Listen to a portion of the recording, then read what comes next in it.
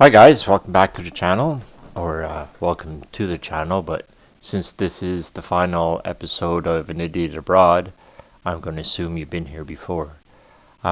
This is the final episode, episode 8, Karl comes home.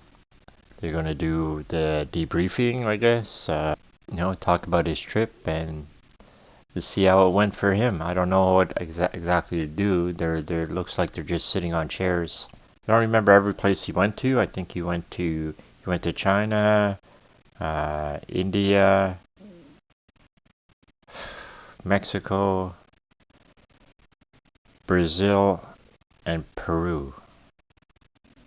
Okay, and I think I think it started off good in China. I like China. He did pretty well there. He got to know some of the customs of the place. He ate some toad.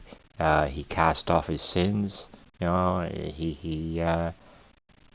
was interesting. The next few too were good. I like Mexico. I think Mexico was probably the one I enjoyed the most. The wrestling was so funny. I wish they would have showed more than that. And when he was running for his life from the fireworks, that was pretty good. But also in Mexico too, he spent more time, developing.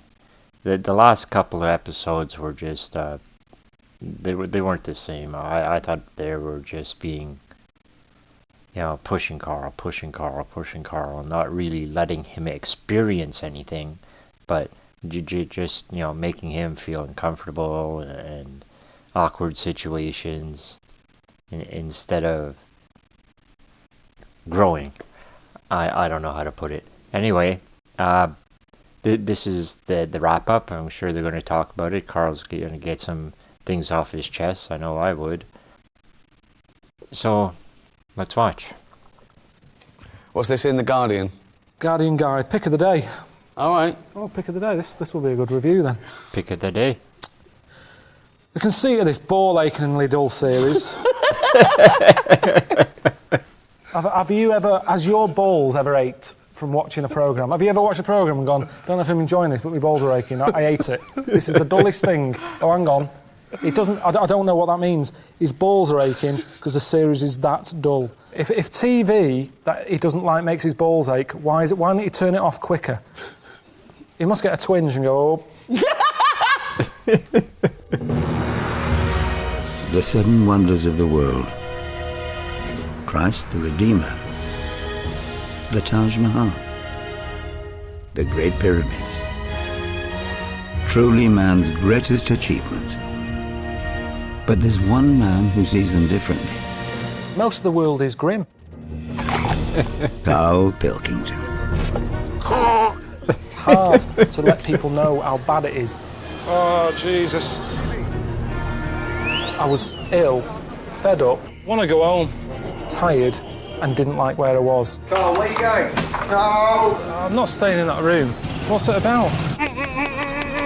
The stuff that these eyes have seen. Oh, for fuck's sake. There's loads of things that you go, why do you do that? And they go, it's tradition.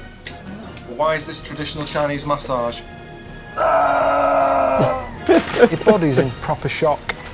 I don't like having danger in my life. Who are you giving all this shit? Sky One. That's who we're giving all this shit TV. to. If I had a bad heart, that could have done me in. Shit. Shit. Not doing any more. That was anyway. mean when they It's the end of kidnapped it. him. Yeah. Just let me go home. Jesus Christ.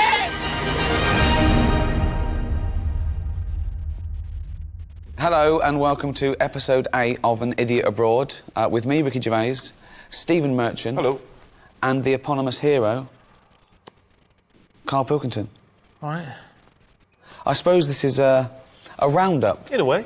We've watched the series, we've laughed, we've cried, we've got angry. I got bored as well. But welcome back, Carl, because, it's quite an adventure.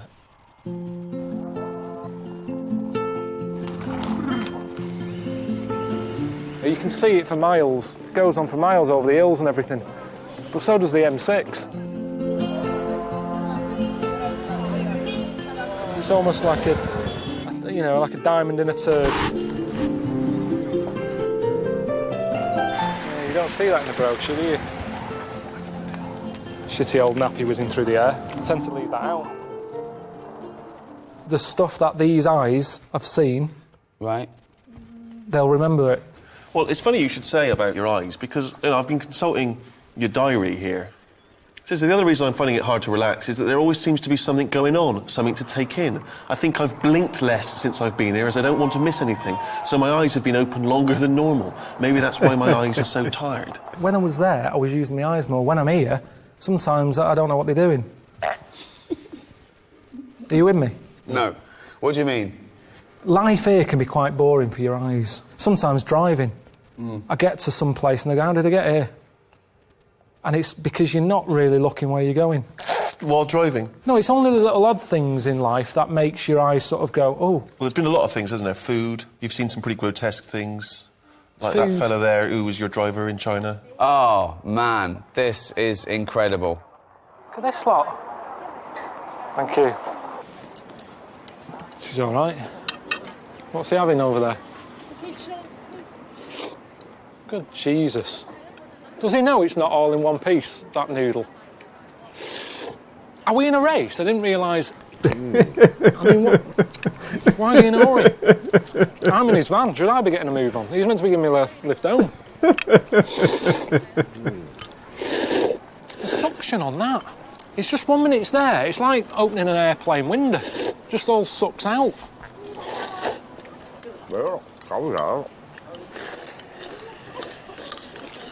That's it, he's eating it.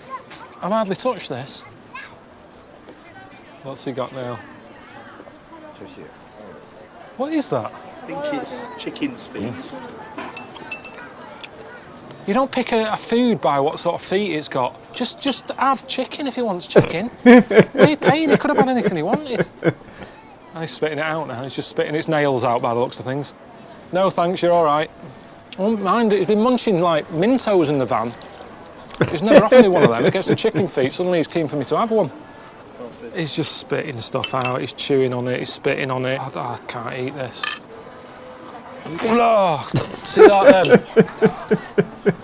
It's his van, he'll have to clean it up. Oh. You're not having pudding, are you? See, I'm with you on that. There's no reason to eat like that. I don't think you'll ever hear of a Chinese man who's starved to death. Because there's no reason to. Street food out there, I thought street food meant, you know, you have chefs on the street cooking food. They don't mean that, it's street food. Whatever's crawling about, they grab and eat. Yeah, honestly. Are they dead? Are they toads? Honest to God, that market, I thought it was a myth, all that, before I went. I thought they don't eat weird stuff like that, because there's no need. There's loads of stuff in the world. You don't have to get to that level yet. I think even in Lost, in that programme, they didn't even get to insects and that, did they? They were stuck on an island there with coconuts. At no point do you see one going, I have to eat a squid, or a lizard, or a scorpion. It never happened. Yet there, they just, I'll have that. Not a problem, just shoving them in the face. I mean, I don't think they do I'm a Celebrity, Get Me Out of There in China. Because they'd go, what's the problem here? Lovely, all you can eat buffet here. Not a problem for them.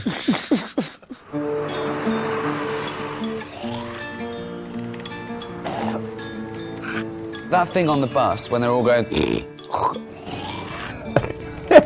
It's disgusting. Doesn't matter where you're from. I don't know what you have to do over there to offend someone. Just farting, burping, spitting. That driver, he farted 3 times one morning. No one sort of went, oh, yeah. Had a laugh about it, you dirty sod. Nothing, just carried on.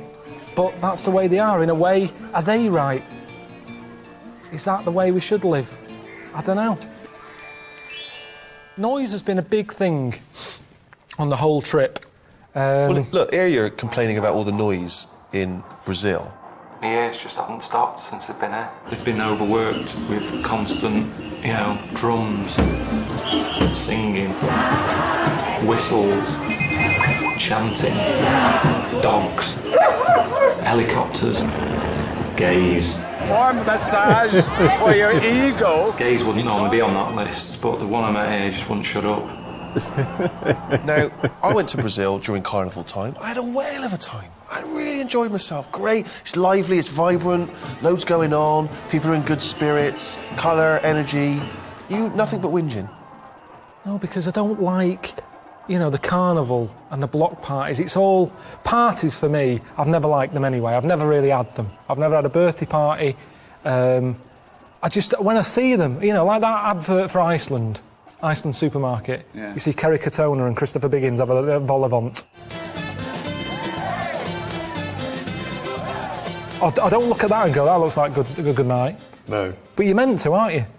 It's meant to give you a good feeling. Iceland supermarket, look at the fun you can have with the food. I don't know where that party would be happening. But I don't look at it and go, I'd love to be there. And it was the same in Brazil. I don't like false fun. That's what it is, false fun. Yeah. I don't like it when people organise stuff. Come round Thursday. Come round and have a drink and a chat. I don't know how I feel on Thursday. But you'd never get anything done if you didn't have a bit of planning. No, because you just, you go with it. It's good. Because you could go up to somebody and go, fancy coming round tonight? I've got some beers in, have a chat. Oh, I wish you'd have said, I'm going to a party. No, you're not. No, you're not. What? Because there isn't such thing as planning. I'm Right. just in the mood, I'm walking down the street. OK. I see you. Yeah. Fancy coming round tonight? No. Why not? I need more notice than that, really. Why? I left a chicken out. It goes off Okay. tomorrow. And I go along. All right, Steve, you coming round tonight? He's having chicken with me. Well, no, but I didn't know that because we hadn't arranged that. Yeah, you hadn't so I got arranged something it. going on, Rick. Sorry. Oh, sorry. I can't eat a whole chicken. Do you want a chicken? Okay. And there you go, you see. So my night is better than yours. I'm eating your chicken. I'm having a free night out here because there was no planning going on and I'm getting a free night of chicken. What? Now, imagine if on the Wednesday before you went... What day is it now? What day was today? Tuesday. So Tuesday, we're all walking down the street. I always get emails from people going, are you coming out next week? I don't know. I don't know. You don't know. I don't like it.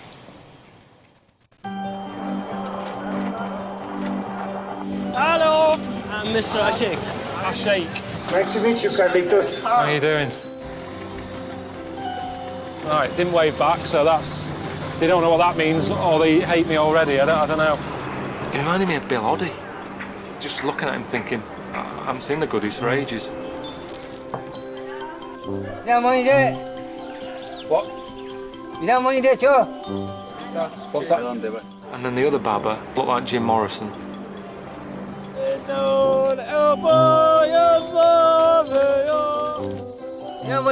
Hang on. Hang on a minute.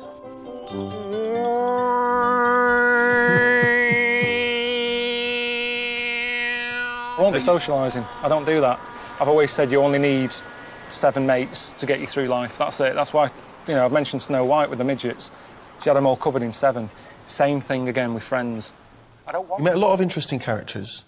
Tell us about your favourites. Who are the ones that stick in the mind? What about Salsa in Brazil? Tall and thin and young and handsome, the boy from Ipanema goes walking in. When he passes, each one he passes goes, oh. I thought he was all right, Salsa. How do I look? You know, he's a different sort of mate. What was your first thought when he walked out looking like that? Oh, Jesus, what was that? It's just weird. It's like you've had Wurzel Gummidge sort of change the head. Change the heads. It's a little bit freaky. Why are you referring to Wurzel Gummidge? Why do you make no effort to try and speak to people in terms they might understand? What's the chances of him, fella in Brazil, knowing who Wurzel Gummidge is? There's people watching this who won't remember who Wurzel Gummidge is. He just seemed very sort of well into the arts. And it's his mates as well. Marcelo. Marcelo. Nice to meet you. Hi, Carl. How you doing? Welcome to Rio. You're happy? I have never sort of met a gay man so gay. It was just that voice, that sort of over the top. Nice enough, but I can't see us getting on long term. No? Do you know what? It's a good job I wasn't born gay because I don't know what I'd do. Why not? If you're gay, you'll be loving it, won't you? I wouldn't. Yeah. I don't think I'm suited to it. Why? Just the lifestyle. Well, what do you mean the parties lifestyle? and stuff. Because the lifestyle, the way they walk about over there showing off, being quite... OK, you wake up gay tomorrow. What's the first thing you do? Do you get a boyfriend or do you play the field? I think you play the field. Yeah, are you going to talk the same? Yeah, maybe in time. I suppose things rub off. If I'm knocking about with John Inmans of the world, I'm probably going to start maybe a little sort of... give me something to say. Oh, hello, I haven't seen you for ages. Right, so it'd be a bit different. Maybe oh, hello. Right, I haven't seen you for ages. Okay. It'd be little things like that, and people would suddenly go, you met Karl recently, sounds different. Or so you go home, your dad goes, all right, son, how's it going? Been doing any DIY recently? Oh, hello, Dad. I haven't been there for a bit. Oh, what are you talking like that for, Karl? How's Suzanne? I'm not with her anymore. This is pointless because it's not the life I would choose. OK, but you've woken up gay. But I wouldn't believe it then. I'd just go, oh, I feel a bit happier today, don't know why. No, but then you start going, you go down, you buy a gay magazine, you're flicking through, you're looking at more cock than you've ever seen before in your life, and you're loving it. You look down, something's happened. What do you do next?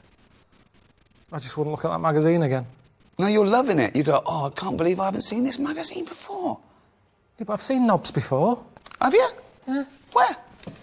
You see knobs all the time. Where? In gyms and that. And don't say you don't look, because you do when you're in a gym. Because it's there. What and is? If you don't look, if you're going like that, that's more of a worry. If you're not happy looking a knob in the face, there's something wrong. You should be comfortable with it. Just there you go. It's a good rule of thumb. So, you have always been a big fan of what society would generally term freaks. You know, one of your favourite movies is The Elephant Man, which was why we were very excited when we sent you to see The Elephant Baba.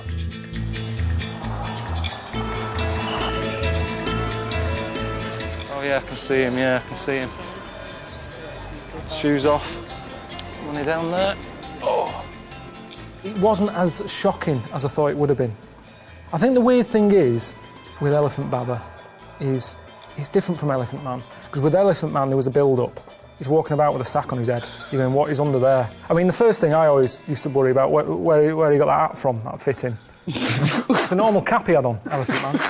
Who was that made for?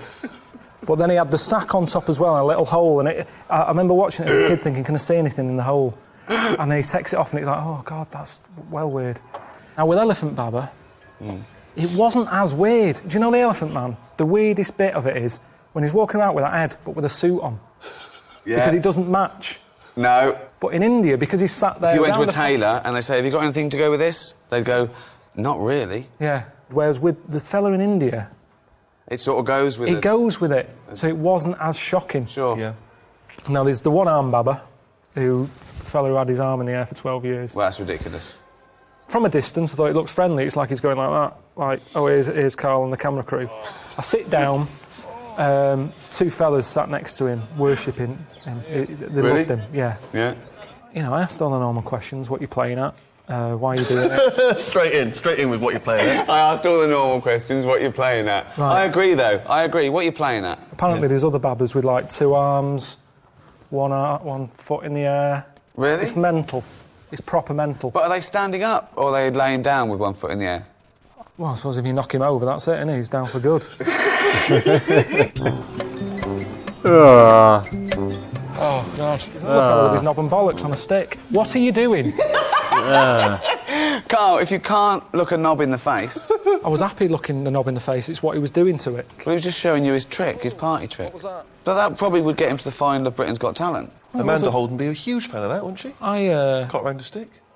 I mean, I'll never forget it. You can't with the names. The names go with them. It's like old-fashioned names. How they say that if you're a baker, you'd be known as Mr. Baker. That's how names caught on. Yeah. So the fact it's got Elephant Baba and one-arm Baba, you don't go, who's that one again? I can't quite picture him. I don't believe they are called Elephant Baba and One-Armed Baba. They are called that.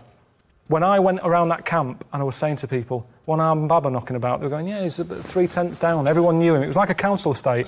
You have nicknames. John the Screwabout, where's Tattoo Stan? So all the same thing, all these little nicknames. Yeah. Now, if I said I don't know his real name, but if he was called, I don't know, Neil or whatever, and Neil about, they'd be going, Neil, which one's Neil? What does he do in the camp? And you go, he's got a head like elephant. Elephant Baba, 3 down. So it's convenient. There's certain things I've learned. Tell us, what have you learned? I learned that babies in China, a lot of them have square heads.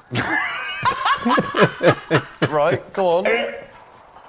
Is this... Can we look at this clip? He's a big lad. What about you? Has he got a square head? Have a look. I can't tell. Yeah. But why do they have square heads? I asked some questions and the main answer seemed to be so they don't roll out the cot. No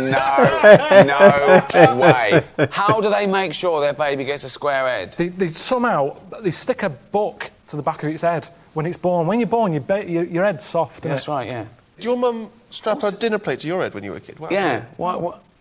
A ladle. But I didn't get all the ins and outs, and this is what I'm saying. But why does that doesn't stop them rolling out the cot? If you've got a square head, it's not like they couldn't roll out. Babies' heads, remember, your head is quite big as a baby. Right. The body's sort of like that, and its head, it's trying to roll, and it can't because it's like that. And it's attractive, apparently. What do you mean? Show me again, do it again. The baby's in the cot like that. And it would want to sort of... If it had a round head, it could just go like that. Yeah, so now do it with the scround. How is it stopping it? I don't understand. So because it's kind of going... You can't roll. What shape is a wheel? Round.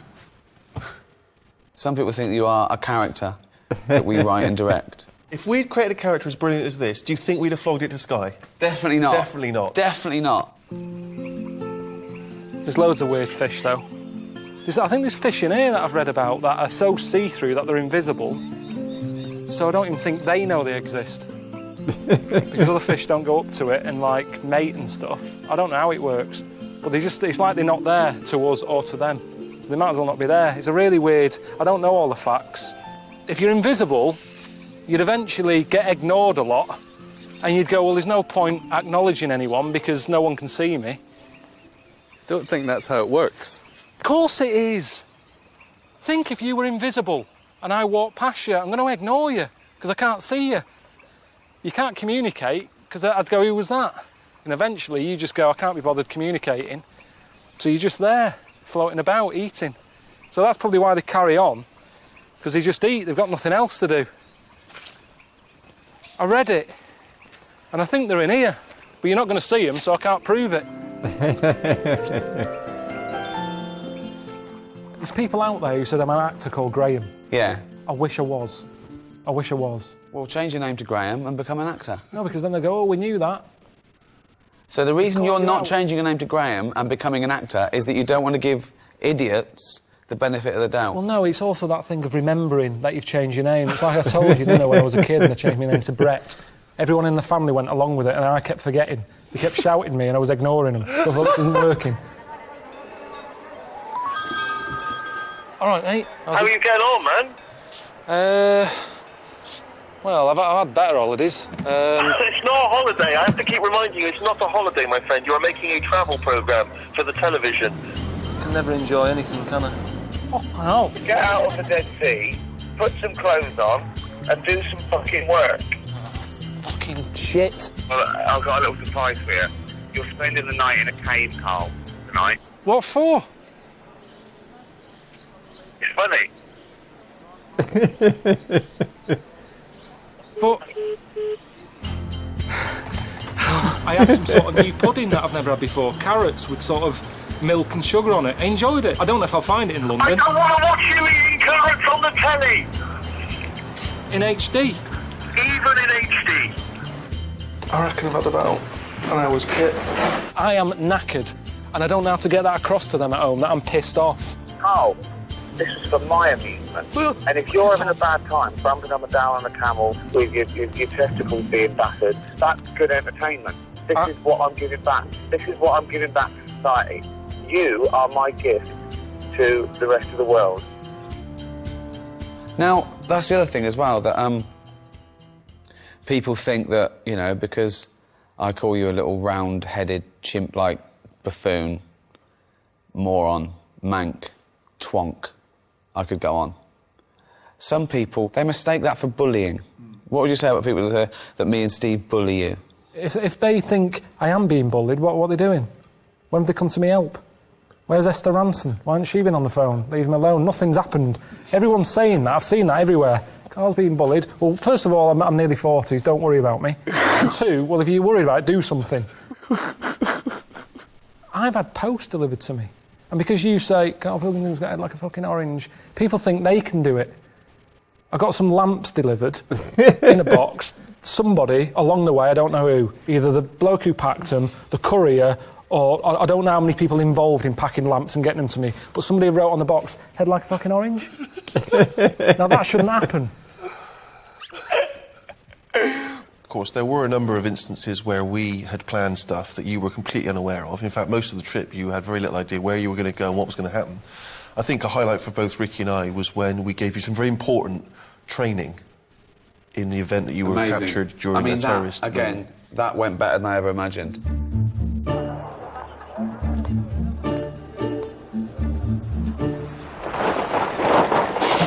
Allahu Akbar! Allahu Akbar! Allahu Akbar! Allahu Akbar! Hey, mate, leave me alone, man! Yeah, I think you're out of order. What is going through your head when those guys grabbed you? You did not know they were going to attack you and grab you and drag you in the back of a van. It all went black. I heard a lot of shouting going on. I didn't know what was happening. I thought, is this it? Have I been taken hostage? They put my hands behind my back. They put one of those tie things on. It was cutting into my hand. I'm thinking, is this for the programme or what? Because this is proper hurting.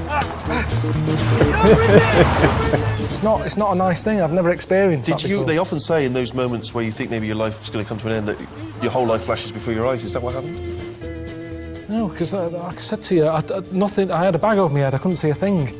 Talk to me! Hang on a minute, are you English? You English? Yes, talk to me! Who are you? I love it when you go, who are you? Where the adrenaline's kicking and you can hardly breathe and you do a posh voice. Who are you?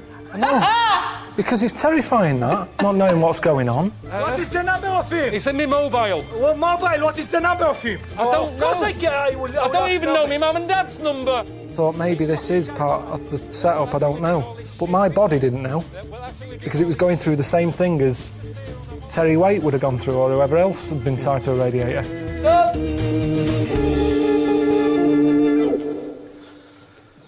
Did you learn anything from that, though? That was important training to make you able to cope if such a terrible thing did occur to you. If you go to places that you're in danger of being kidnapped, you're meant to have a code word. So that, when the people who've nicked you call up the London office, they go, we've got Ricky, Steve and Karl here. Right. And the London office go, yeah. Give us your code word. Well, at the time, it was Congress tart. Congress tart? How are you going to slip that into a conversation? No, you don't slip it in. They've got a bag over your head, gun to your head or whatever, tell them you've been kidnapped, and you go, Congress tart, and they go, bloody hell, he's been kidnapped. Before you know it, the A-team's coming in. Right. So, ring. Hello, Karl, mate, how's it going? Congress tart. What? Congress tart. Rick, who's on the phone, mate? It's Karl. He said Congress tart, so he's definitely been kidnapped. Who are they? What do they want? Right. Who am I talking to now? Because them. Ask them. What do you want? He's asking what you want. Well, there's no one here to do that bit of role-playing, so maybe you should tell me what they're saying. They said, they just said they want to use me as bargaining power. But what do they want? What do they want? We'll see if we... But what do you actually want? Oh. What would they want?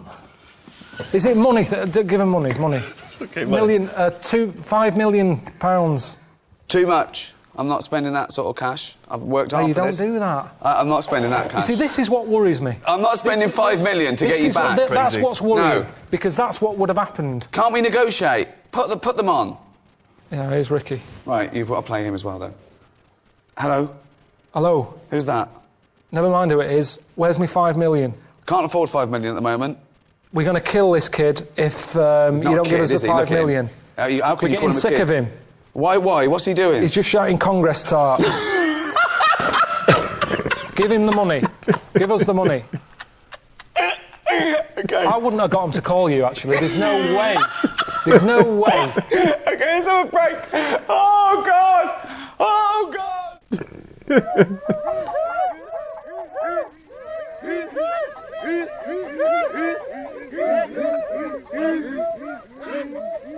not really a dance, is it? It's like a little bit of a shuffle, really. It's just that. Not really.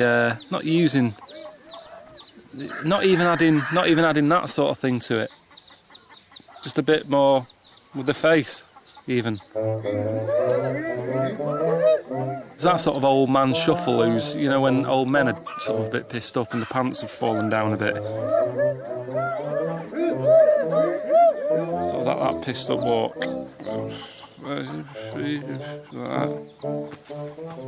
But, you know, he killed a bit of time. There was nothing else to watch. And I was tempted to sort of join the line and then do that and see if they copy it, and then that'd be me giving them something. And then is that interfering? Maybe it wouldn't look frightening by the time, you know, if another tribe came in and they're all stood over there looking like Lionel Blair, you know, they're just going to go, right, let's get them. We can handle these. I mean, I'm so jealous of you being in the Peruvian jungle. Didn't you have a whale of a time? Fucking hell.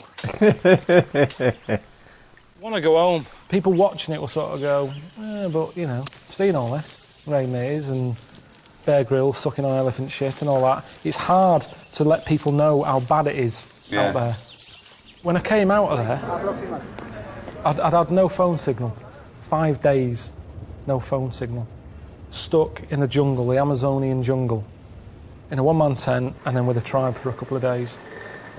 Called Suzanne up and said, all right, I'm safe and all that, expecting to get like a hero's welcome. All I got was, it's reassured me that if you died, I'd be all right. That's what she said. 16 years I've been with her. Not a day's gone by when I haven't spoke to her at some point. She turns around and says that. I'd be all right if you were dead. Right, cheers for that.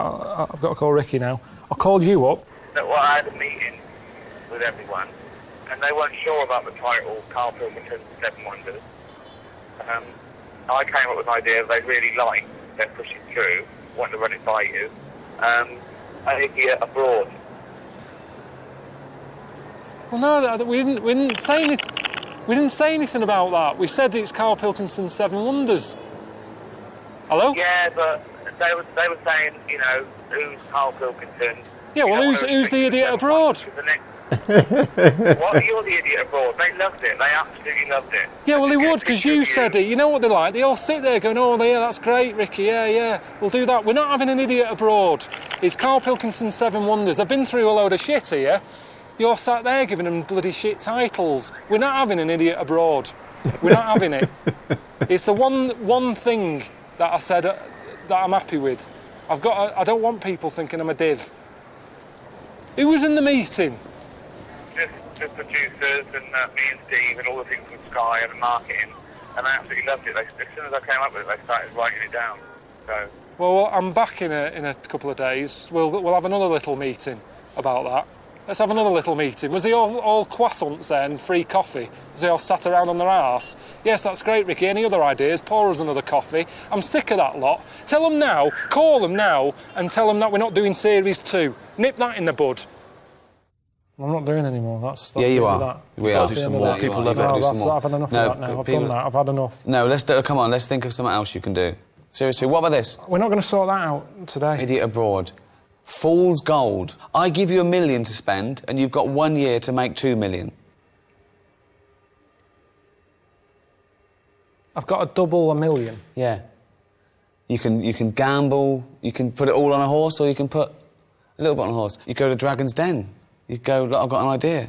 Clippable mug. What about the tie with, like, you can carry scissors in and stuff? That's already out there. Is it?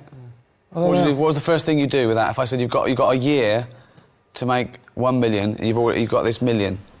Just do loads of stuff. Go on then. What's the first thought? What you do? Antiques and buy antiques, flog them on, art. Right. I buy a house in Bulgaria. What do you know about Whoa. You're going to buy a house in Bulgaria. That's your first thought. How much is the house in Bulgaria? 100 grand. Right. How much do you want to sell it for? I'm going to sell it for 200. I'm going to do it up. You're going to double your money on a house within a year. Easy. You've got to make 130. I'm spinning plates here. This is Go on, what else I'm doing. So you've got to keep flying to Bulgaria to check on the I've got the local builders on it. Right. In Bulgaria? Yeah, plate spinning. Right. Antiques on the go. I'm buying scratch cards. You're buying scratch cards? I buy a load of scratch cards. How many? 5,000 scratch cards. Right. I'd have some kids doing that. I'd say, right, you can have a £5. You're giving it to... I haven't got time. I'm giving it them to do. This is the worst idea I've ever heard. My million's gone, isn't it? Yeah, Scratch cards. It hasn't. If you've got money, you make money. That's a fact. Where is Bulgaria? It's somewhere. I know Bulgaria is good for property. I've seen a lot of property programs. Do you That's mean what I do. I just Belgravia? watch. No. There's a lot of things that you can do with property, antiques. I'm buying classic cars and doing them up. So you're doubling your money on a classic car in a year? Yeah, but I've made stuff. I've made inventions. What have you done? I do the Dragon's Den. Like you say, the clippable mat idea. Like, you have your cup there, but look at that saucer. Every time I have a little bit of tea, I'm talking to you, I've got to go like that. I've got to look exactly where I'm putting it again. Right. The clippable mat is stuck on. It's attached to it at all times. That's I'm talking ridiculous. to you. How's it going? And if I want, I don't have to put it down there. I could put it down there. I'm not limited as to the surface that I can put it on. It's attached. It's washerproof. Dishwasher-proof. It's an idea. I'm out. Fuck me, so am I.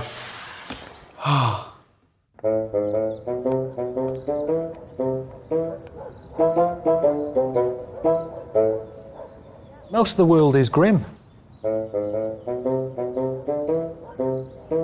Louis Armstrong did that What a Wonderful World song. I don't know what he's going on about.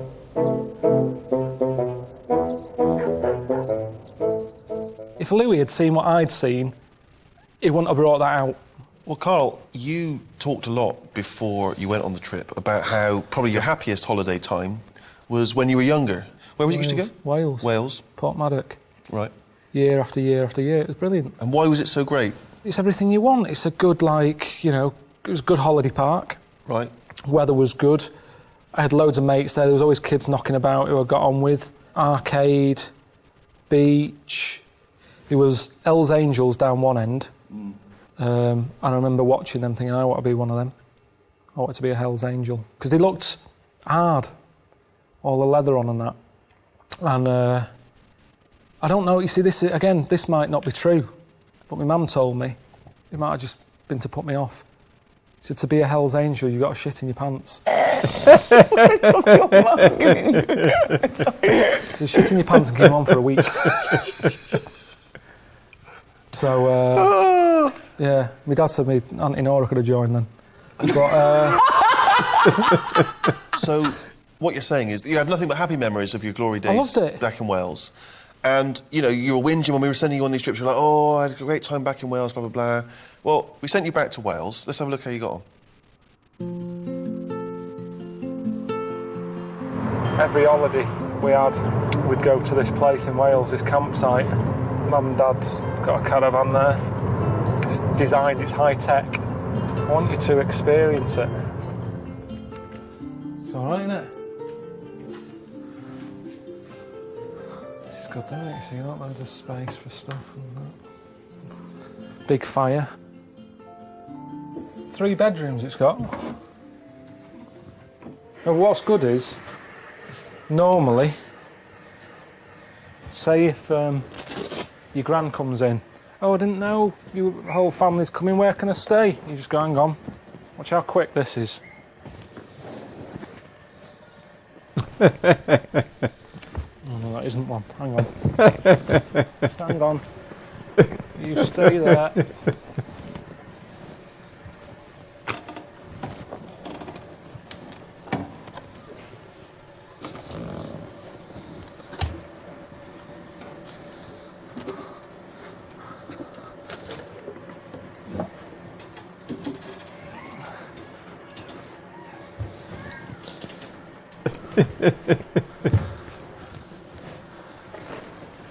And you just sort of...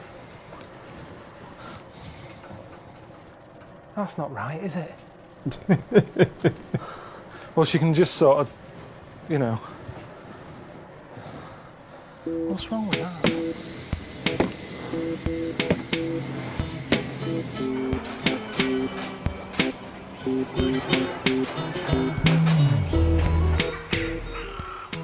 I remember getting chicken pox when I was here. I just sat in the bath with a load of salt, stop them itching. I burnt my hand badly because Joan Rossi was with us on holiday and she gave me a plate with sausage rolls on it. And she handed it to me with a tea towel. I just grabbed the plate, stuck to my hand. A lot of injuries happened here, really. Some people are next door. So that might get annoying. They've put us right next to a family of 12 or whatever, and they seem the sort who'll be out there all night. They've got a table there with all sorts. Game of Monopoly. You don't have a quick game of that. You know what I mean? They're there for the night now. Your company now. If I was there, I'd be quite happy sat here. I'd probably put the telly on, have a cup of tea or something, relax. But because you're here going, what do you do now? What do you do now? It's like I've got to try and impress you. What's wrong with just sitting here now? The air's coming in. They're getting on my tits. I used to come to do crabbing. But it's a bit of a ropey day today, isn't it? See, this isn't... I didn't really want Ricky and Steve to see it like this. Things broke. Will we go back? It's been a bit rubbish, hasn't it? No, it's been a bit rubbish. I don't know, is it because I've changed? Is it because I've been around the world and seen other things and then seeing this doesn't work anymore? Have I sort of messed up the fact that I used to like simple things and now, you know, if Suzanne books holiday, I'll be going, never mind, forget having a swim in a pool, where's the local tribe? What is that? Why does it keep doing that noise? One of my ambitions for the series, I mean, I know Ricky's got his own agenda, but I was hoping that, you know, maybe travel would broaden the mind. That's the phrase that we hear. Do you feel, now the dust has settled, like a different Karl? You're saying about the broadening of the mind. I've put more stuff in the mind. Right. And whenever you do that, something has to go, doesn't it? Why does something have to go? No. It's a mind. Everything's only got a certain amount of space. There's never an endless supply. Even with computers, they go, oh, disk space full, or whatever. It's the same with the brain. But when I learn a new fact, I don't have to make room. I don't have to go, right, I've got to chuck some out. I've got to chuck some out now. Of course you do. Unless you're Stephen Hawking, who's got it all on hard drive, you can't just go, oh, where's that thing? Where's that thing that I want to remember? You might go, oh, I remember knowing something like that before when you were talking about bananas. Now, I had that fact about if you eat more than 6, it can kill you. No, that's definitely not, that's not a fact. It is a fact. No, it's not a fact. Potassium levels are dangerously high if you have 6 bananas.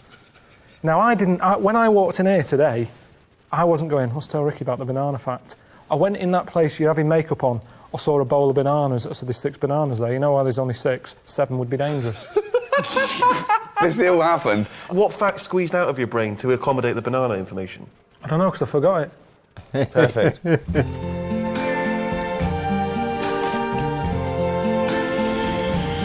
I see trees of green. There's no doors or anything. I see them blue for me and you. Oh. And I think to myself, what a wonderful world.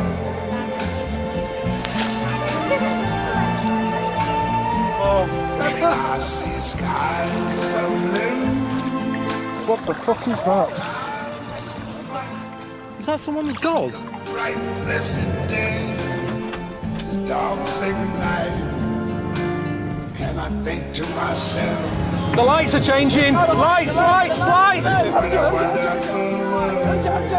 Load of bees here. Is anywhere safe? colors of the rainbow in the sky are also on the faces. That's a testicle. People going by, I see friends. Marcelo. Marcelo, not bad. Okay. Jesus.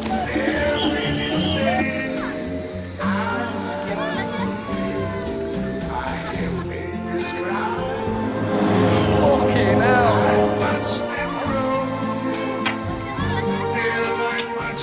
I'm not putting myself above my station here. I thought it was going to be the new paling. Soon found out I didn't know much. then I put myself out to learn a bit more. It's been a journey. People watching it have been on my journey. I think to myself, Everything I've been through, they've seen. what a wonderful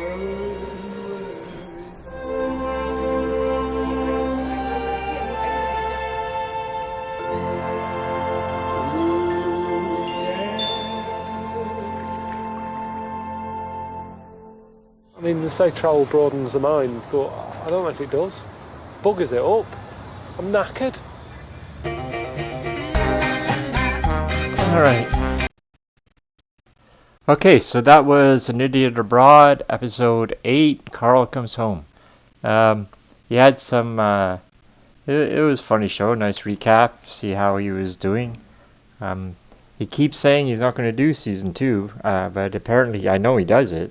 So I'm a little anxious to see, how that came about. Because he's very sure he's not going to do it. But I guess, money talks or whatever. So, anyway, I hope you enjoyed that series 1. We're going to get on to series 2 very shortly. Anyway, thanks for watching. And hope you liked the video. Subscribe to the channel. We'll see you later.